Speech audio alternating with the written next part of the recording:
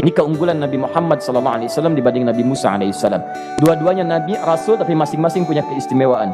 Musa, Nabi, berdakwah, memohon kepada Allah kelapangan hati. Rabbi syrahli sadri, ya Allah, tolong lapangkan hatiku nih. Kenapa mesti lapang? Karena pasti Musa merasakan nih, saya tahu betul karakter Firaun. Belum apa-apa sudah memaki. Kalau orang yang hatinya tidak lapang, tidak akan tahan dengan makian, keluarlah kemudian balasan yang tidak digambarkan sebelumnya. Firaun tuh kasar. Kasarnya bukan sekedar kasar, bahkan saking kasarnya bisa berujung pada eksekusi kematian. Saya contohkan tadi di sore yang ini, saya nggak suka dengan rambutnya nih, kata Firaun. Bukan nyuruh nyukur mas, tolong pisahkan kepala dari badannya. Gitu gayanya tuh Firaun.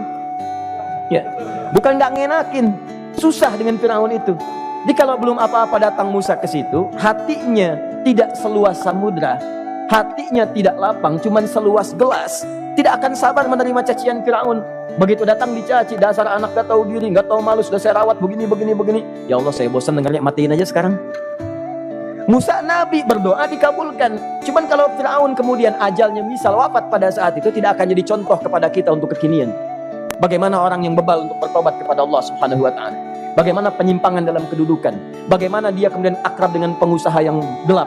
Di pengusaha gelap berpartner dengan penguasa zalim. Sudah ada dari dulu. Pengusahanya disebut dengan Qarun. Kemudian mohon maaf, ya, yang pemimpinnya disebut dengan Firaun, tokoh intelektualnya disebut dengan Haman. Makanya cerita ini komplit di Quran, sudah ada.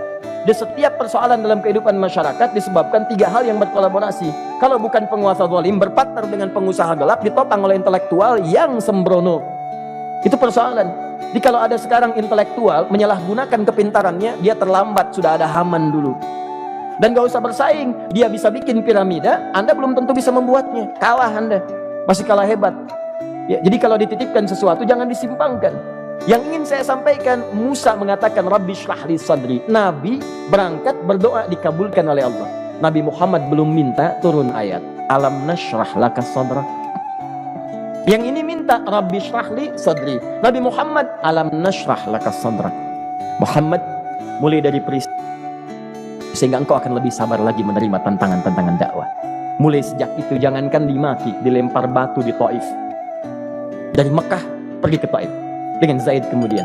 Sampai di Taif mendapatkan sesuatu yang tidak dibayangkan sebelumnya. Kalau cuma dihentikan saat mengajar, wajar. Ini dilempari batu. Anda bayangkan? Bisa kebayang nggak? Lempari batu tuh. Dilempar. Zaid jadi tameng, berdarah-darah, kemudian mundur, beristirahat di bawah tepian pohon. Begitu beristirahat, datang malaikat penjaga dua